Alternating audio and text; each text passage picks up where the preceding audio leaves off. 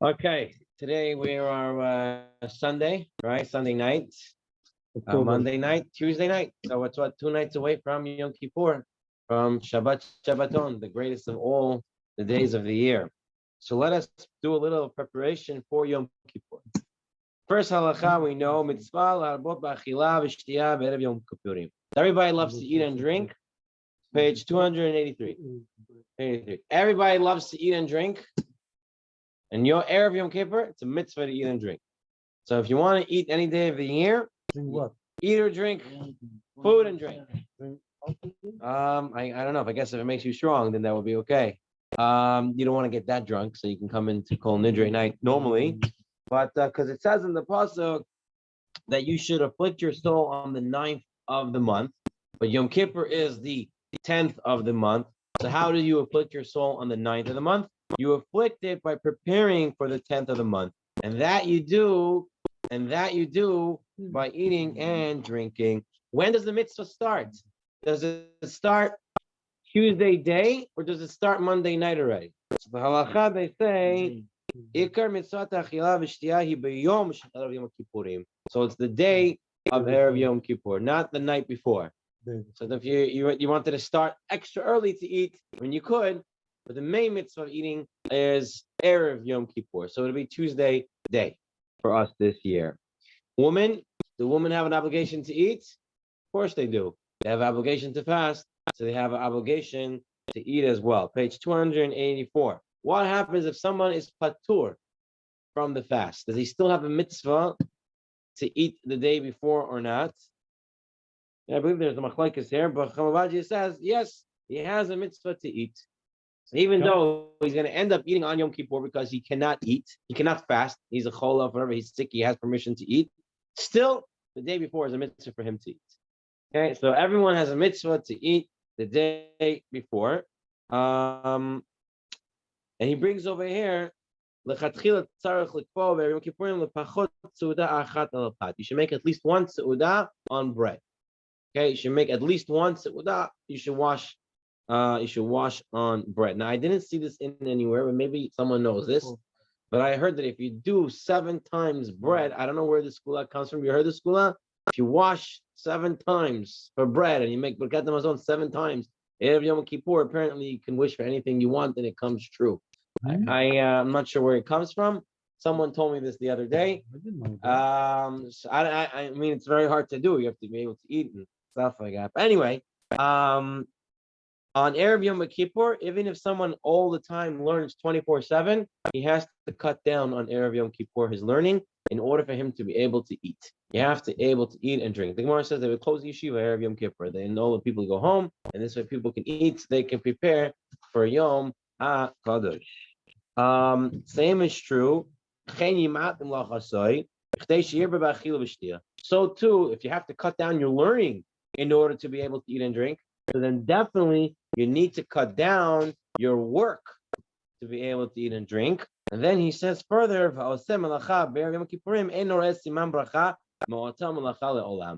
worked in Erev Yom Kippur and you made money, from that money you're never going to see a siman bracha. So there's no point to work Erev Yom Kippur. So if you can take off on Tuesday without losing your job, you should not work on Tuesday.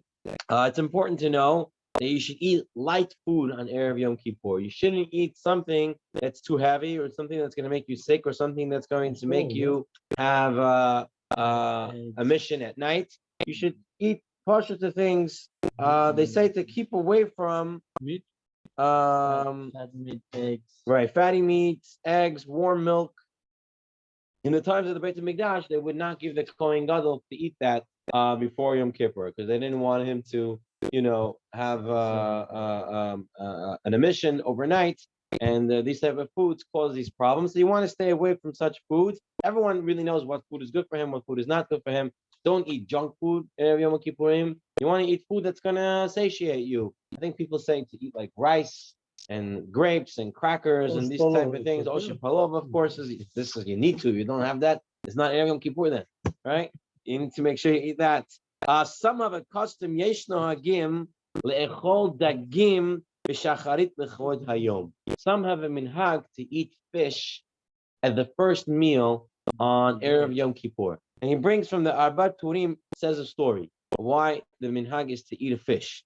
The Arbat Turim says there was a man in Rome, a Jewish man, who went to the marketplace on Erev Yom Kippur to buy something good to eat, because the mitzvah to eat. So he wanted to buy something good, so he saw fish. So he put a bid on the fish. He wants $10, whatever it was he wanted to buy. And at that same time came a Roman general who was buying it for the prince or somebody, some Roman noble, and he wanted to buy also that there was one fish left. There was that last fish. So he wanted to buy, and they started a bidding war. 10, 20, 30, 40, 50, 60, 70. He went so much money that the general said it's too much money. My master's not going to want me to buy it for so much. And the Jew bought all that. And for all that money, he bought that one fish. So the general comes back to the governor, and the governor tells him, "Where's my fish?" He says, "Let me explain. There was one fish, and the Jew wanted to buy it, and he bought it for 12 gold coins. It's a lot of money. And I knew you wouldn't want to spend 12 gold coins on the fish, so I didn't buy it." So the general, this governor, he said, "I need to meet this Jew." And he made it, the Jew came to his house in Erev Yom Kippur, and he said to him, "Look, you don't look like a rich man. Why did you spend 12 gold coins on one fish?" So this Jew, who was a tailor, he said, "Your Honor, we Jews have one day each year called Yom Kippur, where God forgives us for all our sins. And in honor of such a special day, should we not go out with all our resources, all our money, to buy L'chvod Yom Kippur, to be able to fast as something fancy? And that's why I bought the fish." The governor said, "You're free to go home, celebrate your holiday in peace." The story goes, the tailor arrived home. He began preparing his fish for the meal, and believe it or not, he cut open the fish's belly, and he found a jewel. And this jewel enabled him to live to an old age. So the Abad Turim says, based on this, we're on bottom of page 286, and he says, based on this is where the minhag comes. Yeah, the story is at the bottom, in note 213. He says, based on this is where the minhag comes to eat a breakfast of fish on Erev Yom Kippur. He brings over here that the Ben Ish Chai gives a different reason. He doesn't say what the different reason is. If we have some time, maybe later we can look in Parshas Vayelech, Halacha 1, in the Ben Ish Chai, what was his reason, a more Kabbalistic reason of why eating fish. So there's this story, and there's a Kabbalistic reason as well. So what I like to do in years past, I would make a sandwich, lock sandwich in the morning, and this was your that's your breakfast, and your yaitza, eating the fish. I'll keep Kabbalah, I'll keep the story, but I tell you, I never found the jewel in the locks yet. I'm waiting. Maybe one day I'll find it. You're talking about Erev Kippur, you have to eat fish? Yeah, it's a minhag. It's a good minhag to eat fish in the first meal Erev Yom Kippur. So the breakfast meal, you should eat a little bit of fish. That is the minhag. That's a good minhag. Okay, next, we already talked about this concept, so we're going to talk briefly. There is a concept of doing kaparot on chickens and roosters, right? Use a female for the female, a male for the male. I mean, I have to do it on all the children, each one separately if possible. Even do it on the pregnant woman's womb. And you do it right, you do it for the hair, and then you do it for the child, and it might be a female, it might be a male, so you do both. So you can do all that. If a person's means are not so much, he doesn't have so much money, and he only can afford 1 or 2 chickens, so you can do all the kids in one shot. You can do the wife with the kids all in one shot. You can do yourself with everybody in one shot. All of that is possible. There are those poskim that frown upon the concept of using a chicken to sort of say, I'm going to transfer all my sins on the chicken or the rooster. The whole concept of kaparot they don't like. Today, as Rabbi Basov mentioned as well, it has become more popular. I don't know if it could become more popular, but it's always been around to do kaparot on money. I remember that growing up originally, as a little kid, we used to do it on money. And then when it started becoming much more popular in Borough Park, we started doing it on chickens. And my father wanted to do it on chickens also. So before Yom Kippur, we can make the bracha kisui hadam, be able to cover the blood, which is another mitzvah that a person can get in. So we started doing that for a while. Personally, I'm not good with chickens. I'm not good with holding chickens. I'm not good with playing with chickens. I'm not good with playing with baby chicks either. I went to the farm, I told you, in the summer, and they gave us the chicks to hold. I was holding it, and I was scared, more scared than the little chick. I didn't know what to do with it. I held it, but I was wanting to put it down. And I'm calling to the guy. I think his name was Josh. Josh, how do I put this down? He's like, where are you from? I'm like, I'm from the city. He's like, me too. I'm like, but I can't hold it. So then he's like, put your hand there and just let go. And the chick just went. But so for me, it's much easier. I'm much more calm, and I can have more kavanah at what I'm saying if I do it at home and I do it with the money. And then Baruch Hashem, we have Rabbanim and Talmidei Chachamim that can really use that money. And it's a big mitzvah again. You're doing tzedakah, you're doing kaparot, and you're doing tzedakah, you're helping. So that is where a lot of people are. No, I guess there are people who do it on fish. Fish is also easier because with chicken, you have to shecht it. You got to make sure it's shecht correctly. Whereas if... never heard of fish. Oh, that I don't know. I never heard No, people do it. People have done it on fish. Again, it's a good minhag to do, and preferably do it in one way or the other, but make sure it gets done. And this way you do kaparot. And the minhag is to do it erev Yom Kippur, unless you're doing it on chickens and you want to make sure it's checked properly. Don't wait for the last moment. Then you can do it anytime throughout the Aseret Yemei Teshuvah. Yeah, if you're gonna do it in the morning, do it in erev Yom Kippur. Monday night? No, you're ready to do it Tuesday day. If you're not home Tuesday day, then do it Monday night. Grandfather would come while we're sleeping after davening. Yeah. In the morning. Early in the morning, he'd go nerds. I remember when we were really little kids. Woke up outside. We can do it for Mincha, I mean? You can do it before Mincha also, yeah. Anytime during the day. Why is Anytime it during during that day? You know? It's like it's an extra preparation for Yom Kippur. It's like Yeah, why not 2 days before? it's like that. That's the preparation. It's part of the preparation. It's like you're getting into it. No, Although I understand it it. means that in the beginning it says over here you have to do the preparation already Monday before. You're Yom going Kippur, you back have to saying that eat. it says to put preparation, yourself on the 9th. And it's not the 9th, like you're supposed to. It's 9th you're allowed to eat. So when it says the 9th, it means you're supposed to eat a lot. So a lot of the preparations happen on the 9th. So 9th is somewhat of Kippur. It's a good shot. The 9th is somewhat of a Yom Kippur because it says Yom HaTish'i, right, in the 9th day. Okay. All right. Let's move on to more halachot on Yom Kippur. We're now going to turn to page 319 in the Yalkut Yosef, and here we have Minag Yafeh Litvol Be'erev Yom Kippurim Mikvat Tahara. It is a minhag tov me'od, very good, beautiful minhag yafeh to toivel in the mikvah erev Yom Kippur, even if it's in hot water. Especially, he says, the shliach tzibor, someone who's going to be leading the davening, Rosh Hashanah Yom Kippur, they have to make an extra effort to get into this mikvah. This is a concept alluded in Gemara Masechet Berachot, where the Talmud states that Rav Hama immersed himself on the day before Pesach in order to be the Shliach Tzibor. Therefore, we see you being a Shliach Tzibor, it's a good thing to go into the mikvah. Important to know, there is no mitzvah to go into the mikvah erev Yom Kippur. Meaning, that's why you will not make a bracha, to litvol b'tfilah, wherever the way the bracha goes. We don't, exactly, because it never is a mitzvah for men nowadays to go into the mikvah. The women do have a mitzvah, so they do make the bracha to go in. But some people might think that that's what you have to know what the ikr of the mitzvah is, like we learned on Shabbat, right, in the Gemara, right? We learned today Avram in the Gemara.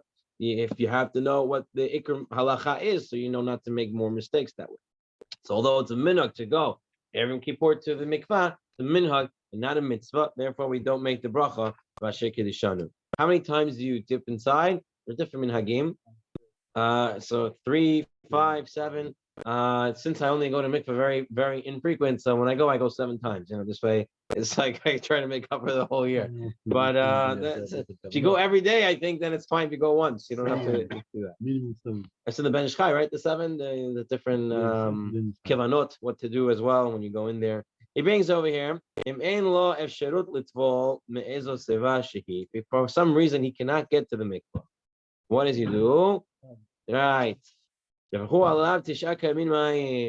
on him 9 kavin of mayim. How much does he go up to? 12.5 liters, 3.31 gallons. And this can be done by showering. How good is your pressure, your water pressure? Doesn't matter. How long you stay in the shower? You stay there more than 5 minutes. There are already 3 gallons of petrol there. So I heard that 8 minutes. 10 minutes. Whatever it is. In Russia. You'll have to make an 8 experiment. minutes, you're good. Take some bottles and fill them up and see how long it takes to fill them up. Okay, so the Mata Ephraim, brought by the Ben Ish Chai, the Mata Ephraim rules that you have to stand upright, holding his arms gently against his chest while this water is being poured on him. Okay. So that's the way the Mata Ephraim says you have to stand in the shower, right? It's 10 minutes. Yeah, and then you have to stand like that. Inside, but Yeah, but how water long is it take you to supposed to put the cold. water on? How long it take you to fill up I 3 gotta and a go half to gallons? Miklo 1 to 3, that's 15, 20 No, minutes. you're doing it anyway. That's what I'm trying to tell you. You're doing it anyway. Right. That's the Mata Ephraim adds that on. The Mata Ephraim adds that on, but as long as you're underwater, that's fine. But the Mata Ephraim says the proper way to do it is to stand still and stand like that by the water. The Ben Ish Chai adds on that if a person can't do this for whatever reason, he can't get into the shower. What does he do now?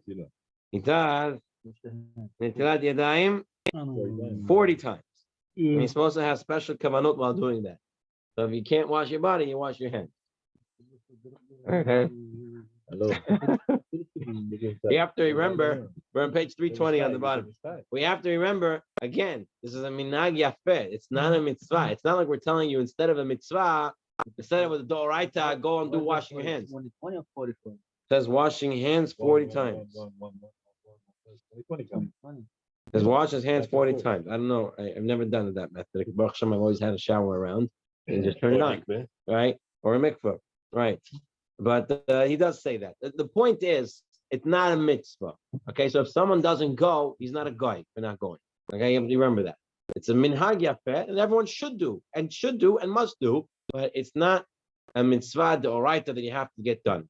Therefore, if you can't get for whatever reason to a mikvah, shower would be fine.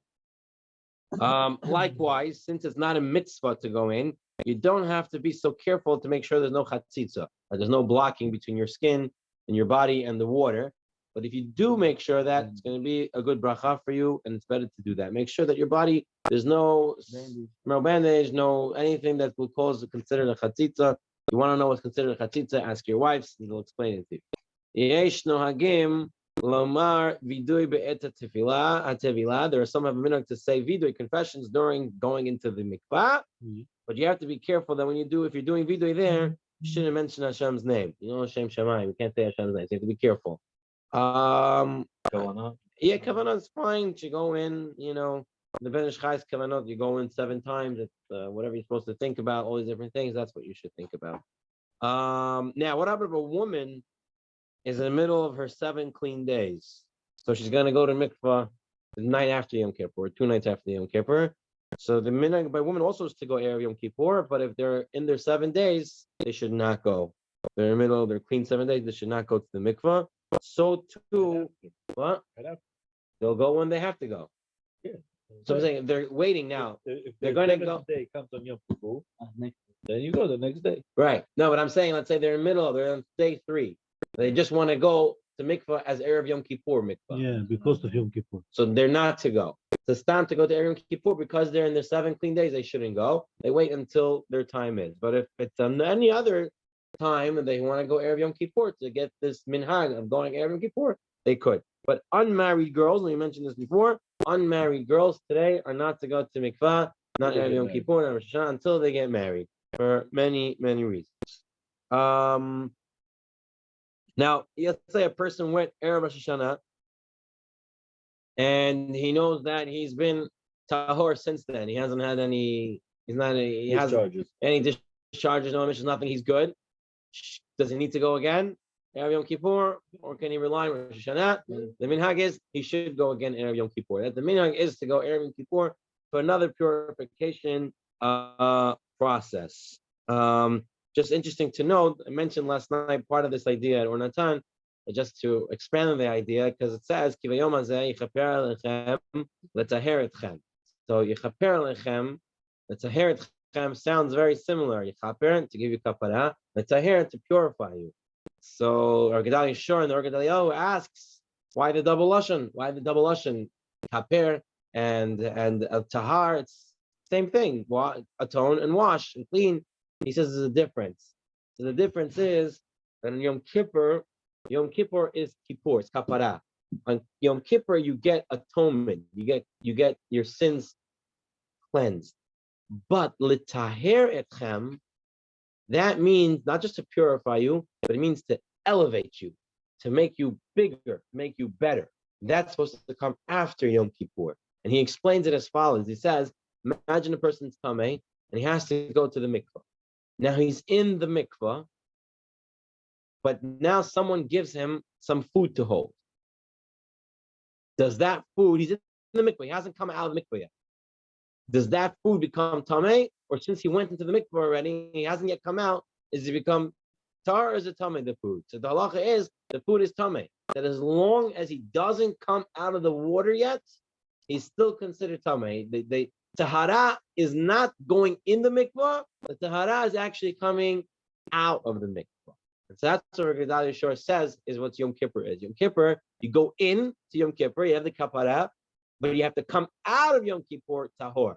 So that's you're talking about tefillah. That's the concept of it, is that you go in it. It's not in it that's the most important. You have to go in it to become tar, but it's when you come out, you have to be on a higher status. That's taher etchem, right? And then I shared the famous story with the Tzemach Tzedek, one of the Lubavitcher Rebbe's, and the Tzemach Tzedek, when he went to the mikvah, people wanted to go see him right after he comes out of the mikvah, because if you saw him after he exited the mikvah, it's like you're looking at Adam Arishain before the Chay, before it was like Ish Kaddish. So what happened was everyone would find out when he was at the mikvah and all the what's up statuses, and everyone would come outside the mikvah building and they blocked all the traffic. And when the Tzemach Tzedek came out, he saw everyone blocking the traffic and the guy couldn't walk by and was causing a chil Hashem. He said no one can come to the mikvah.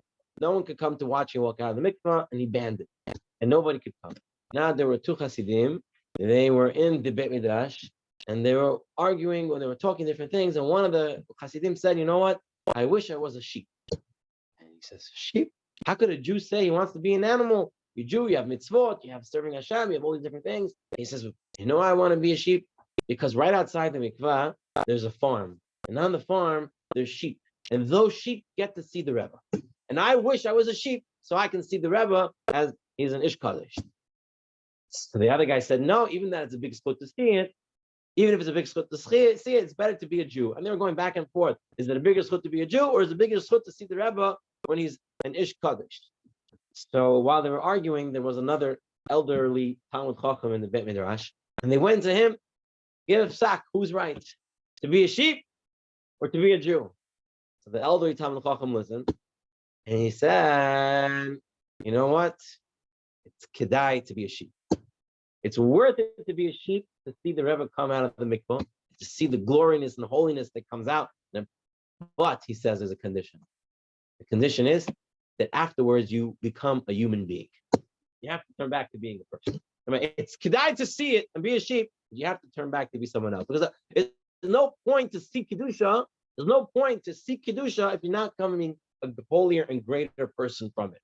That's the Kippur. Kippur is you're going in for a kapara and you're coming out tahar, which means higher. And now you understand the whole concept of Sukkot. How can you walk into Sukkah? How can you have the Ushpizin come? Who are you to have the Ushpizin? How is all these things? The Shekhinah is there. How does that work? Because you came out more Torah. You became a greater person. You became a great. Now, you can listen to the rest of the share on the thing, but the concept that I tried to build on this was that our point is to what level you have to become Kaddish, to what level you have to come out Tahar from Yom Kippur. You have to become angels. How do we know this? So Ramosh says you have to put on a white bag, right? White begadim, because you have to represent angels.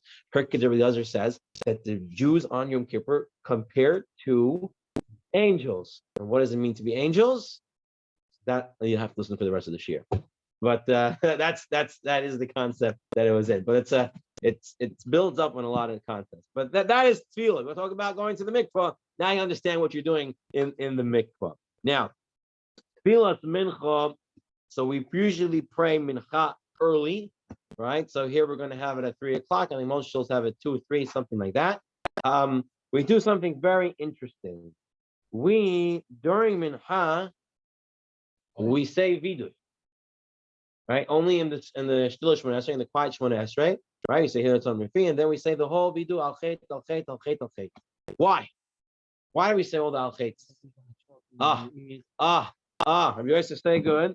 What do the Rishonim say? The Rambam writes, someone might choke on his food during the final meal, and he won't have a chance to make vidui. Right? So Rav Pam would always share over a story. I forgot the Gedolim in the story, but Rav Pam said there was once Erev Yom Kippur, someone came to one big gadol in Eretz Yisrael and told him we have to, collect for a kala. Achnasat kala, she needs to get married, we don't have the money. Erev Yom Kippur, with a few hours left to Kol Nidrei. So as soon as he told him this gadol got up, dressed up, and he started walking out the door. So this man said, "Where are you going?" He said, "I'm going to collect the funds."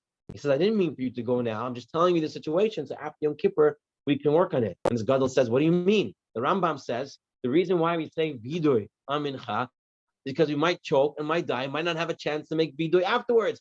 You have to do it now because I might not get a chance to collect money for tzedakah for this kala later. I got to do it right now. This is the concept of saying vidui early. To understand, person has to grab at the earliest opportunity to do something because later on he may or she may not have another opportunity to do that. During the Chazan Hashatz, the Chazan does not make any of the al-chetz. When we do the al-chetz, of course, he says over here, interesting, this is something that we should know. Havidui tarich leimor me'umad. You have to stand when saying vidui. וכן בכל פעם בתפילות יום הכיפורים שחורש השיח ציבור לא מבידו צריכים הקהל לעמוד להתוודות עמו. That every time the Hazan is going to be saying al chet, we all have to stand with him, and we have to say al chet with him, not to sit. Now I'm listening. No, like I told you, right? Yom Kippur, you have to look in your machzor the whole time during Chazar Shatz, especially Yom Kippur, because the repetition is different than what we prayed silently. You got to look inside, stand up, and read it with the Hazan, everything except the brachot. The brachot he's saying, and you say Baruch Shema and Amen, but everything has to be done with him. Now he talks about how to bang. How do you do proper claps? Right? You don't have to bang yourself so hard that your chest hurts. That's not right. The main thing is, knock on yourself so you wake yourself up. Right? Some people, I know they do. I know, right? But Ashkenazim, Rabbis would say, sometimes when you pray Friday night, if you're not paying attention to the siddur, you start going into the weekday Shmona Esrei. He says about Ashkenazim, they usually wake up when they do Slach Lanu Avinu Kichadonu because they bang twice. We don't do that, but at least by them they have why am I banging? It's Shabbos, right? But the point is not the banging. How do you bang? First of all, how do you bang? So he says over here, how do you clap al chain over here? He says, I'll read you in the English. When confessing one's sins, one should strike one's heart with a clenched fist as one recites each word of the list that sins alphabetically. So what do? Hashamnu, Bagadnu, Gazalnu, all those words, each one alphabetically, you're going to hit yourself. Now, how many alphabetically do we do? How many do Hashem Bagadnus? We do the Hebrew alphabet plus the 5 letters of the Sofot, Sofit, the Mem Sofit, the Tzadik Sofit, Man Safach. So that's how many we do. So you'll see that's why we have 2 mems, 2 nuns, the ones that have almost 40 or no, it's a 22 plus 5, right? 27. It'll be 27 times that we bang. Now, when you do this, where do you bang?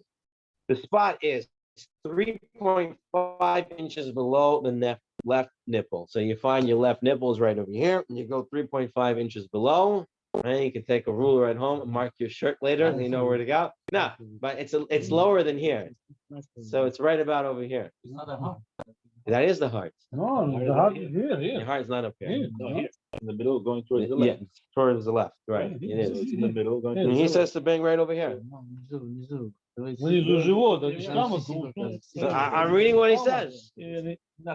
As long as He says 3.5 inches below the left nipple. So that's what he says to do. That's where you would bang. maybe in an angle. At an angle, yeah, because you have a clenched fist. If you bang right here, you're hitting over here. That's where you go. Okay.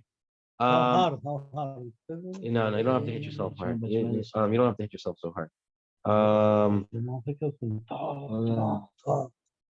Okay. Next, what do we have?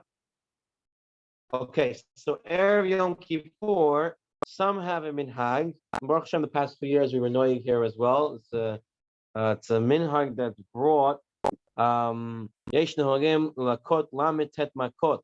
Some have the minhag to do makot on Erev Yom Kippur. Malchus. To give the so okay. So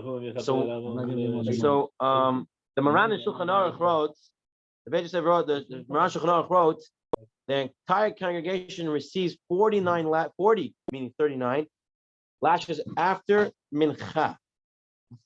That's what he writes. The minhag is, and it's supposed to wake up people to make tshuva. However, and then he writes after receiving the lashes, he should immerse in the mikvah. Oh yeah, I've never saw that one. It's like slifa. They do the wax in the candle. They take the candle and they The wax in the candle.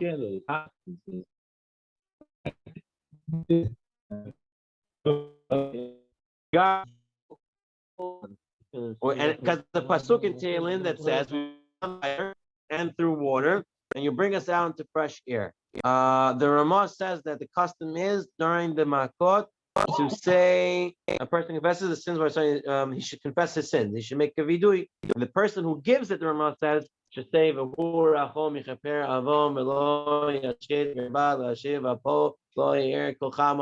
and then again you can do it 3 times like a segel. 1, 2, 3, or where do you start from? I don't remember where you start from. You go 1, 2, 3. I know you can do it like as in a segel, right? From left, right, and middle.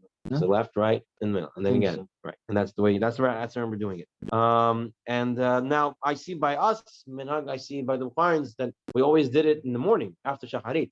It might just be because it was more practical. People had a little more time. Right, and then mincha you weren't back around or something like that, so people did it early. Again, if you're doing it, again, it's all a custom. It's all minhagim. This is not you don't have to do these things, but it's good if you do.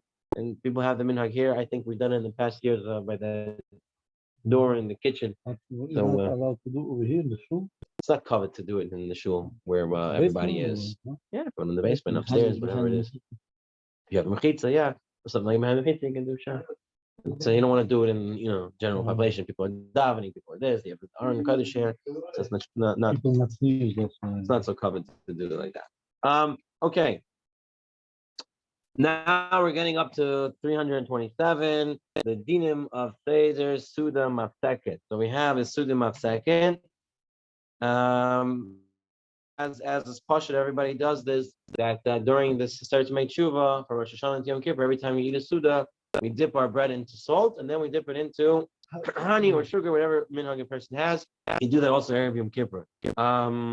Now, again, from this drasha, it says, the Tisha L'Chodesh on the 9th of the month, but Yom Kippur is on the 10th. The Chachamim learned from this in Maseches Yuma that you should start the fast early. So it's a mitzvah.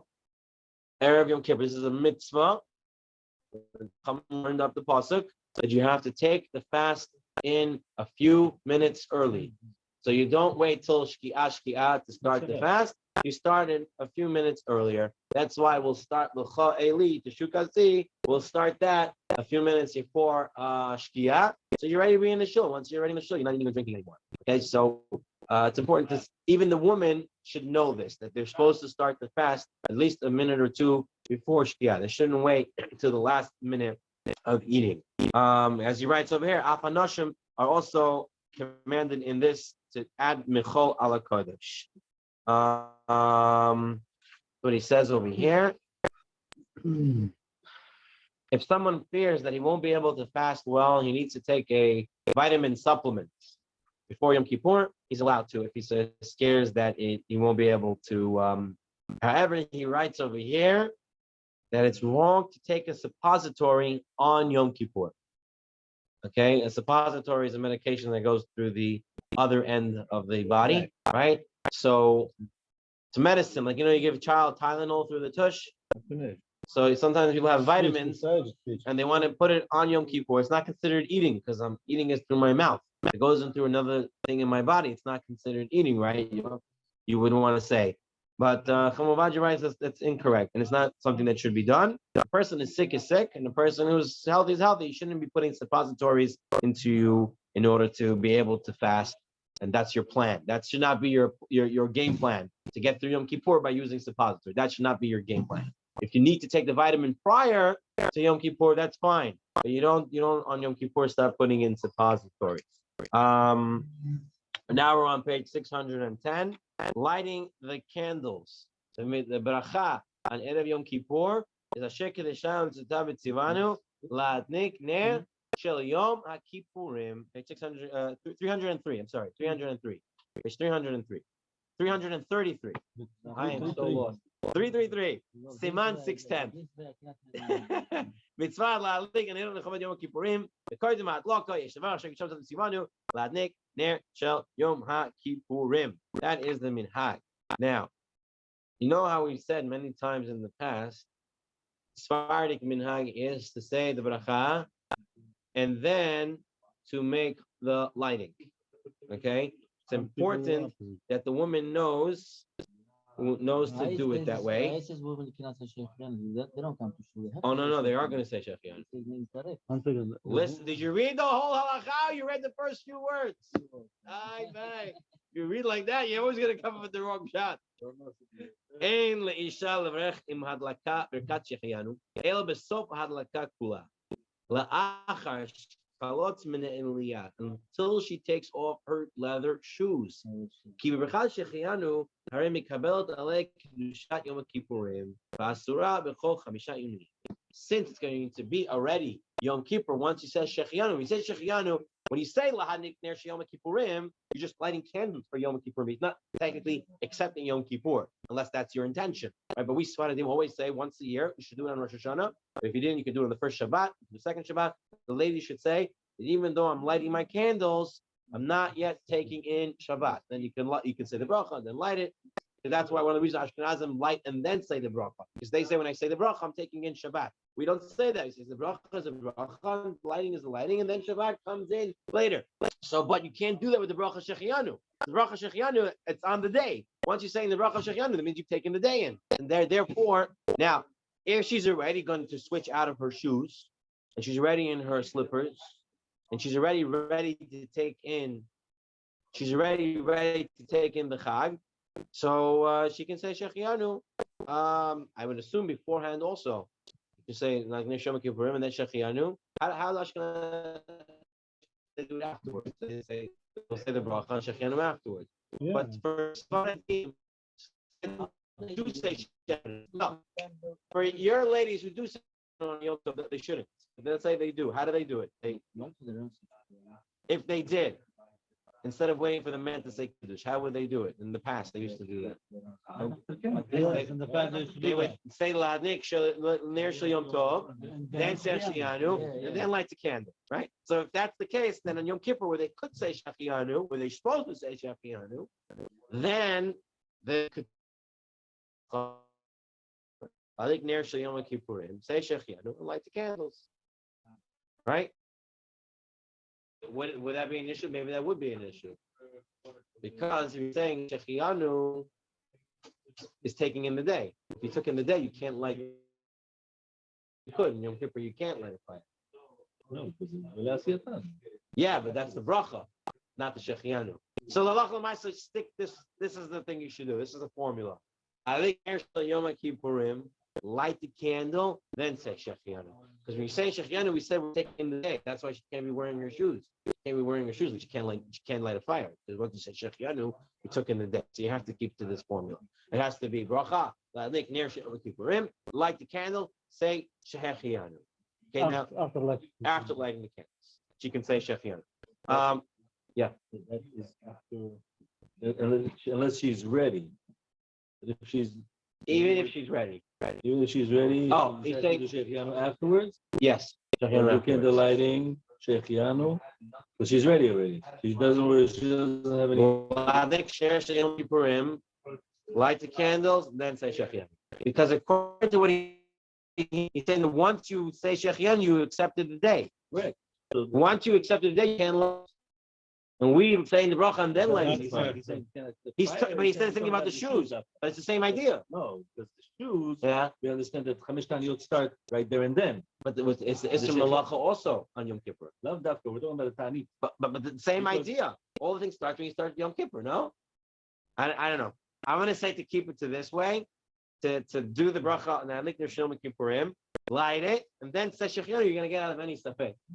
They don't accept the Yom Kippur yet. But from like 15 minutes, 18 minutes before, when we say, Master says something else, then light it, and Yeah. then 15 minutes, walk around, finish, and then say Shechianu. and then Shechianu. You Shechianu afterwards. But on Shabbat we never say Shechianu. Yeah, but When he's saying like Shabbat, not talking about the bracha of Shechianu. When there's a holiday, Rosh Hashanah, for example. usually that's what it is. Two brachot is- Ladlik Ner Shechianu, and then No. Yeah, No. that's what it says here. That's what you said. No, my delikot there. The only situation that you need to know that you're going to go differently is when you still have leather shoes, and therefore you should do the Shechianu. Okay, you'll wait with the Shechianu, So you're saying to say the Shechianu and then light. and then light, No, but make sure that it says before already, you don't have the leather shoes. And the Isser of lighting is not an issue. No, look what it says And already. he's saying Mishahadliku Chalalein Kedushat Yom Kippurim as certain Malacha Uchol Chamisha in the end. Once she lights, Right. once Once she lit it, then you start everything. but he's saying that when you say Shechianu, look what he says over here. Because you still have the leather shoes. He Beberchat Shechianu Harei Mikabelet Aleha Kedushat Yom Kippurim. Because it still has the leather shoes. Yeah, but no, he's not. Forget the leather shoes or not.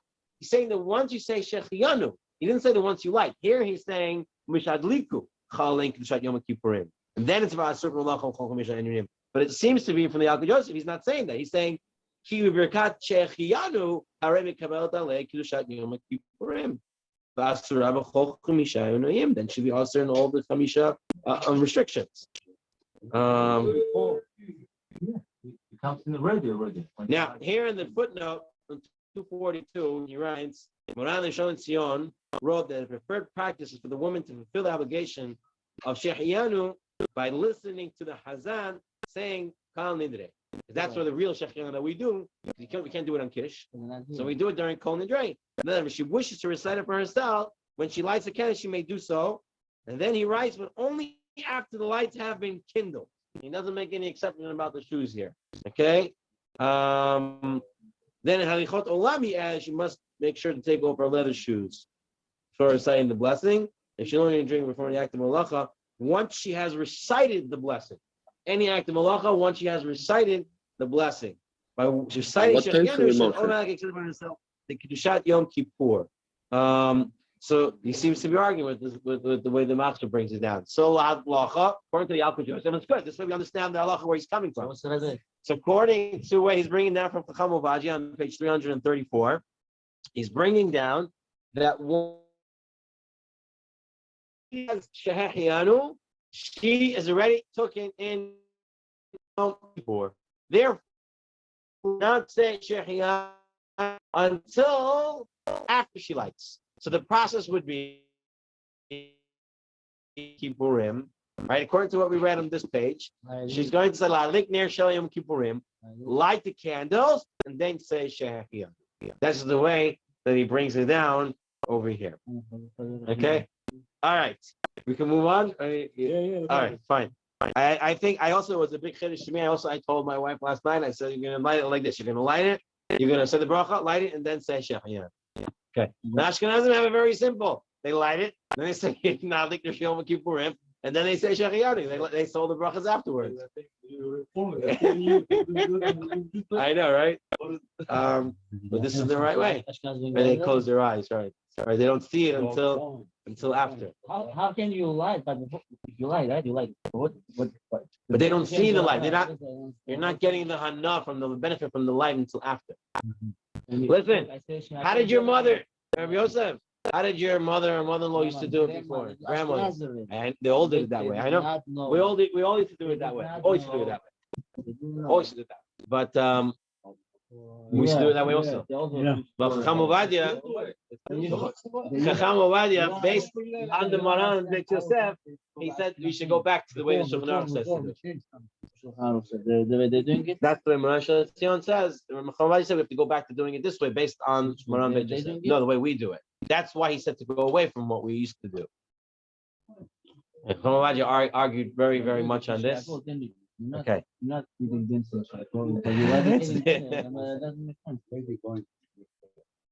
When she's making. So machlokes. So machlokes when they make the bracha. I don't know. There's a machlokes. Before and I mean, no. I mean, she made with tefillah before and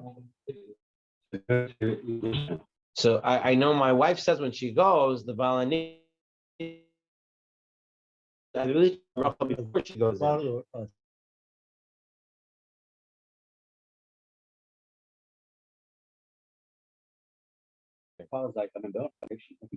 And then she makes the bracha. And then she makes no tefillah. Yeah, I think that's what Ashkenazim do. Right. So this is it's that same machlokes. Do we do the bracha before or do we something like that? So here, okay, again, the simple. Remember, right? The process is according to Chacham Ovadia, where the Yalkut Yosef brings it down. The process is you say the bracha ladnek ner sheyom kippurim, light the candles, then say shehiyanu. That's only if she's not going to shul and she's not going to be yotzei through kol nidrei. And we're going to get if we can say shehiyanu ourselves as well once we're in shul. The minhag is to wear nice clothing on Yom Kippur. We're giving honor to the sacred day. The Ramah writes you should wear white clothing, like we said, to resemble malachim.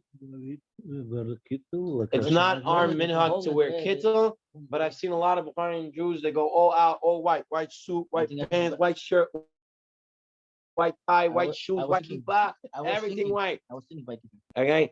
If you want, 20 years with the kittel with my rabbi. if you want, you could. You could. Yeah. Why not?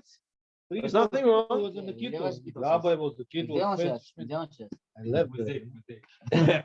If you want to put on a kittel, call it cover. Go ahead. No one's going to stop you. There's nothing wrong with it. I tell you what, there was a period of years that my father used to wear a kittel at home too. He for like about 10 years he used to do it, and then he got Rosh used to come also to show me the kittel. And then it got dirty and they never replaced it. But whatever, it's a nice minhag. It's a minhag. It's not a mitzvah. You don't have to. If you want to do it, you feel it's going to help you, you can definitely do it. What about gold? What about wearing gold? There are those who say you shouldn't wear gold on Yom Kippur.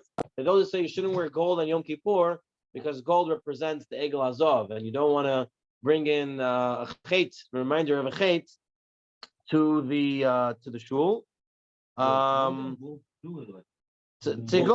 gold color. Gold teeth. Some say that this doesn't apply to women. Some say it doesn't apply to women because women didn't give their money to the Egel Azov. So the woman could. Here he writes, what about jewelry?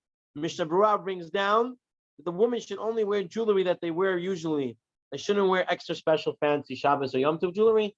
The regular weekday jewelry they could wear. And this way someone shows that they understand that it's a Yom HaKadosh. It's a very special holy day. So that's about clothing. Here in the Yalkut Yosef says something very beautiful, but everyone should be knowing this way. He says you should set your table at home. You should set a tablecloth. When? Like Shabbat. When? On the night of Yom Kippur. Even though you don't eat. Even though you don't eat, set it up. But what do you put instead of plates? Gold. No. That's right. You put Svarim.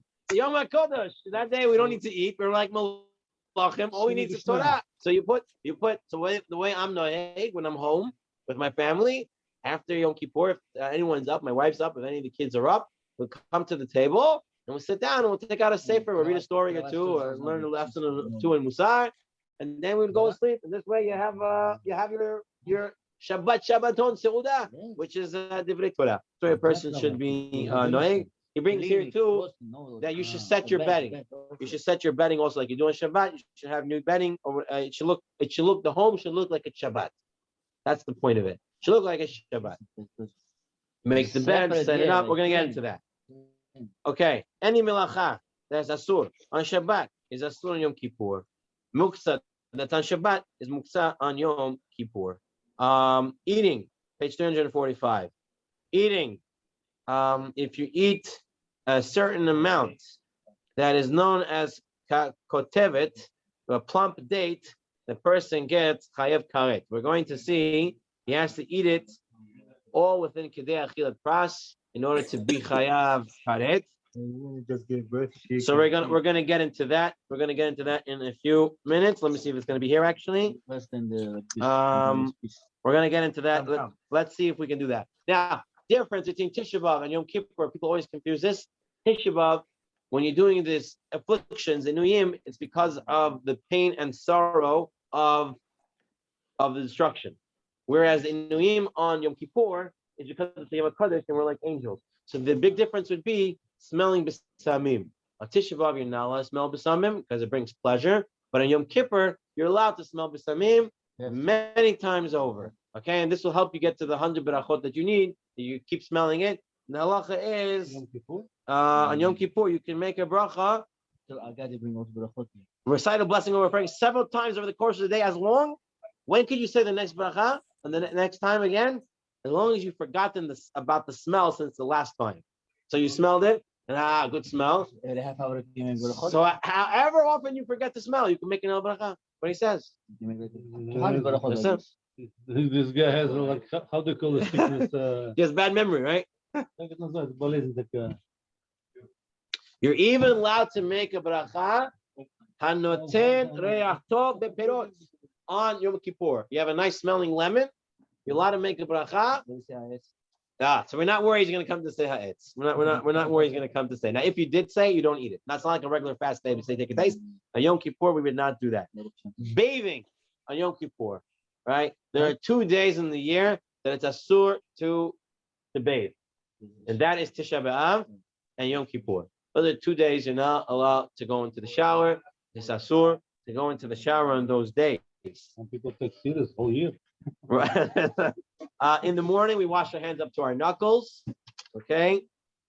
However, when the Kohanim wash their hands in the shul for Birkat Kohanim, they're to wash their hands fully. The Leviim should only wash halfway to their knuckles, but the Kohanim have a mitzvah of washing their hands completely.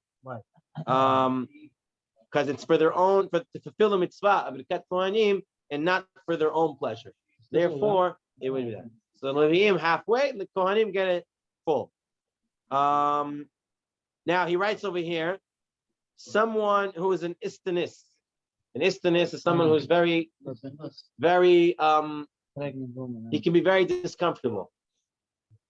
If he doesn't wash his face in the morning, he can't survive. He can't go the whole day without washing his face. So yeah, it affects him very bad. So then he would be allowed to wash his face even on Yom Kippur and Tisha B'Av. If he's a real istanis. And no one should say he's an istanis just for Yom Kippur or Tisha B'Av, but he has to be someone who really, really can never, ever get away without washing his face. Then he would be allowed to. If someone walked a very long distance and now he comes home and he wants to just, put his feet into some water to relax them, he would be allowed to do that in Yom Kippur. He's washing his sore feet. A mouthwash, brushing teeth is asur Yom Kippur. If I have, she's supposed to fast. We're gonna get to it. Let me get to it on time. After 3 days, We still have a few time. Technically, it would be allowed to bathe children if they're very dirty, but even today, no one really. Even if people say they bathe their children every day, they're probably not. Most people don't have the time and they will to bathe their children every single day. So you shouldn't bathe your child on Yom Kippur either. Of course, if the child ended up in a puddle of mud and you got to clean them off, then you can clean them off. If it's accident Or an accident, yeah, you can just wash them off. It's not a problem.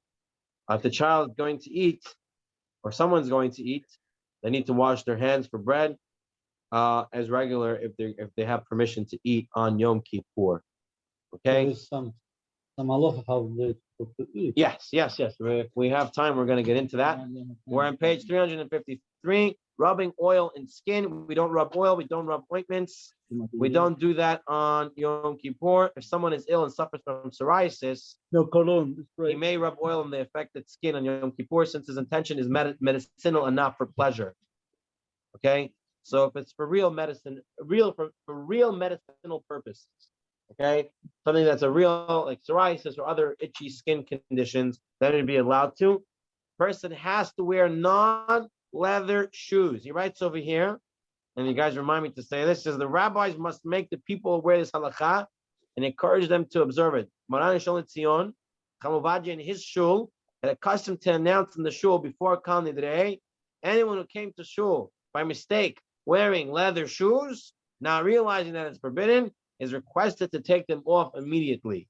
How would they go home? They go home, they can wear it. There's not a problem of wearing leather shoes. And the to- shoes to- without to the be leather. safe on the streets, you're allowed to wear leather shoes. It's during davening, they should not be wearing leather shoes. So if someone comes, we want to make an announcement. Say if someone accidentally came Even leather in leather bottom is a shoes. problem, because top is very- Oh, by the way, a lot of people, they don't know what does it mean, leather shoes, non-leather shoes. They take it, the top, the shoemaker, the top is non-leather, but in the Bottom bottom, is the leather. You're not allowed to. no, wash it. bottom is a rubber, but between rubber and non-leather top, there is piece. So he writes over solid here. leather. They press it when they walk. This is also problem. So he writes over here that Very he writes over here that if you have a shoe that's made out of wood and the strap is leather, you could be lenient and allowed to wear that. If the strap is leather, because they're not then pressing. once they're it's- stopping. the bottom is, that's a problem. But what about if can I stand on a leather pillow? Leather pillow, you're not wearing this. Can I stand on a leather pillow on Yom Kippur? Yeah. Yes, right. The only problem is wearing leather shoes. So I can stand on the pillow, can make my whole floor leather. Is that a problem? Belt is not a problem. No, nothing is a problem. That you can walk on its feet with leather shoes. Yeah, in order to protect your feet, you're allowed to be wearing leather shoes. That's why shoes are not muksa on Yom Kippur, because you would think you can't use it. It's muksa, but it's not. Because technically, if you're walking in a dangerous place, or there's scorpions or Olden snakes, days, there's they rocks used or to stuff walk like through that. the forest. Right. You walk the forest, you cannot walk in non-good shoes. And the only good shoes they had at the time were leather shoes. To be allowed to wear leather shoes to get home or to get to shul. Once you get to shul, you have to take them off. Right. That's that din.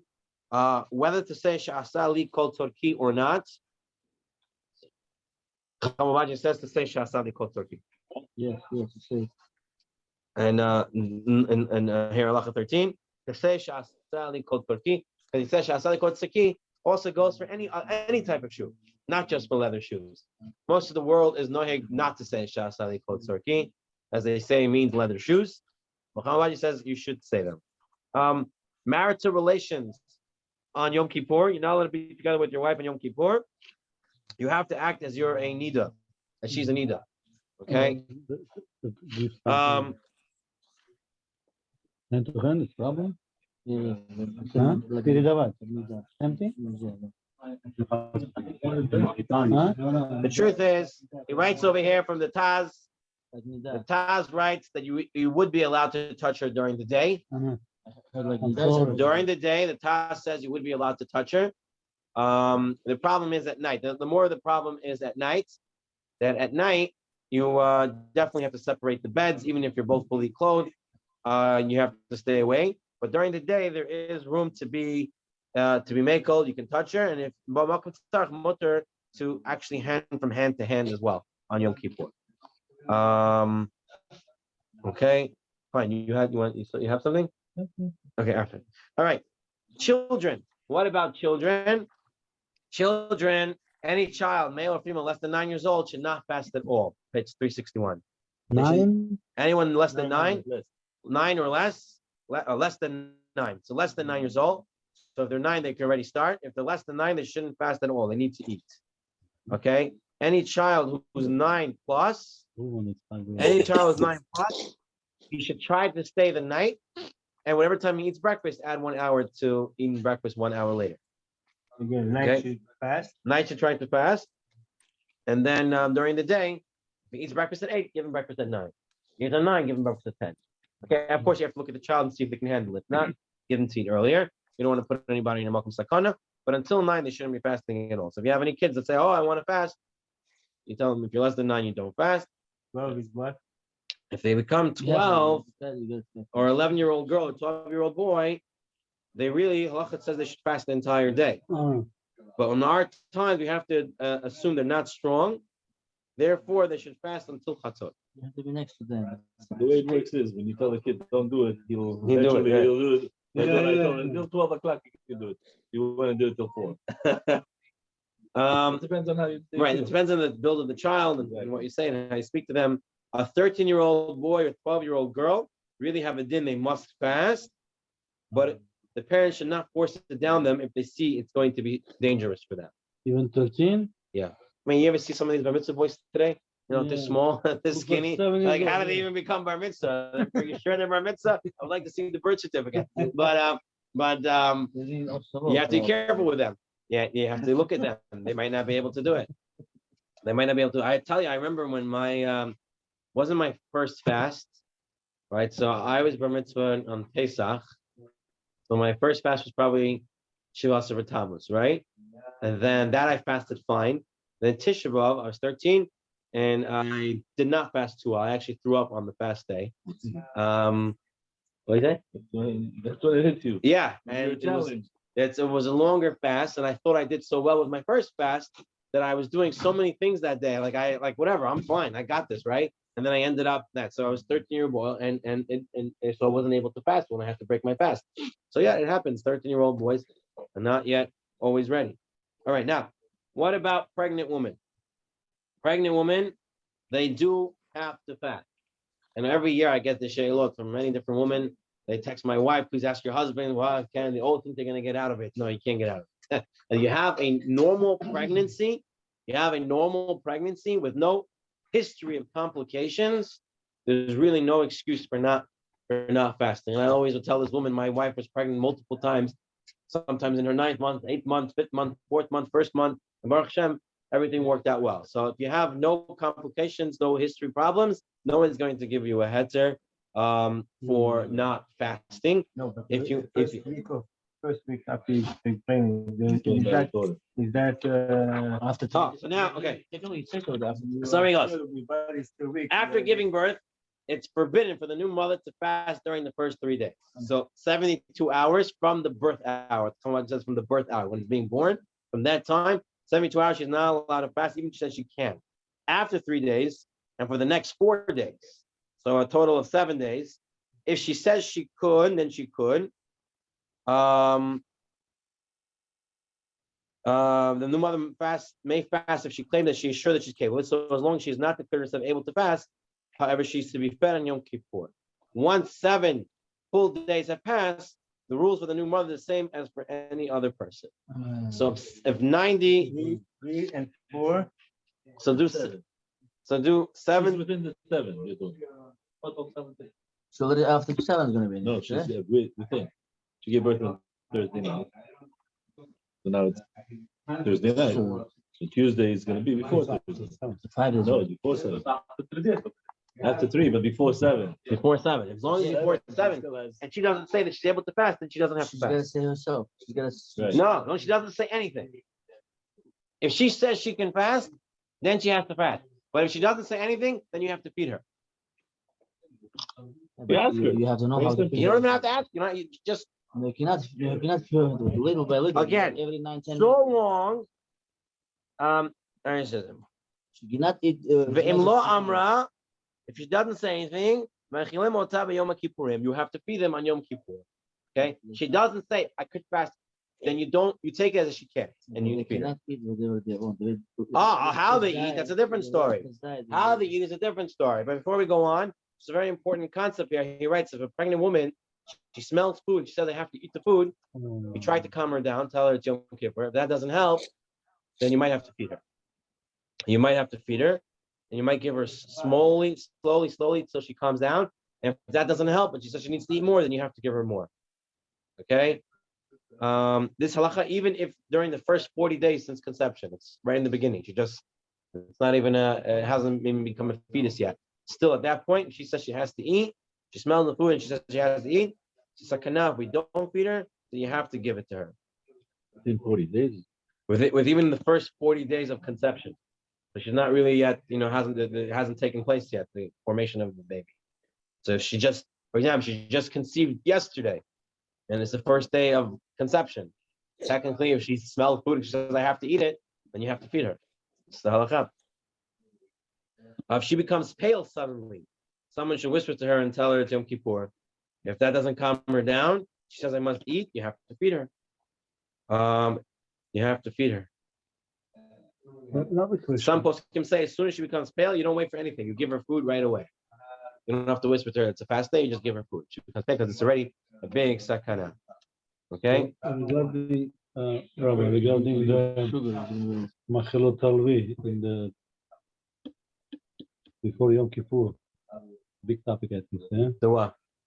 Before Yom Kippur, To ask for Mechila? Mechilas, and people from the same shul, and they praying the same, minyan, and how. Yes. Okay. Let me just end off with this. It says over here that it all goes from the moment of birth. You count from the moment of birth. That's how you count the hours.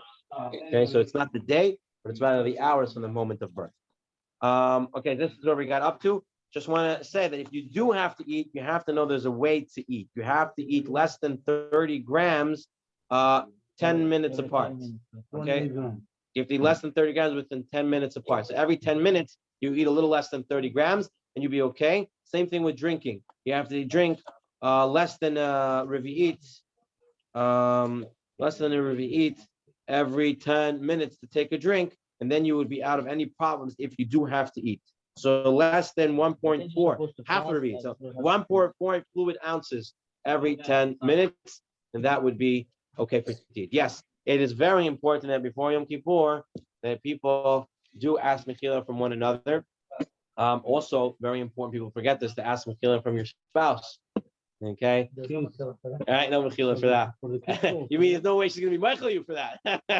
But it's very important to ask from the spouse, because throughout the year, we take those who are closest to us the most for granted. So it's very important that at least Yom Kippur, to ask for Mechila if you're, and you should just know, the Midrash says that Admar Rishon, even though he felt bad that he sinned, right, that he made the Averah, that he ate from the eights, he never actually was moded to it. He never actually said, I made that mistake. And he was in Tanit 130 years. He didn't speak. He did tshuva, but he never was modeh. He never did bidu. He said that I made a mistake. It's the hardest thing to do. Actually really admit. We have no problem with reading whatever's in the machzor because we don't really mean it. We just say, but to really say, I'm sorry, that's a very, very hard thing. It's not my chiddush that's Rav Galinsky. Thanks, like a bracha that gets into that. גמר חתימה טובה לך.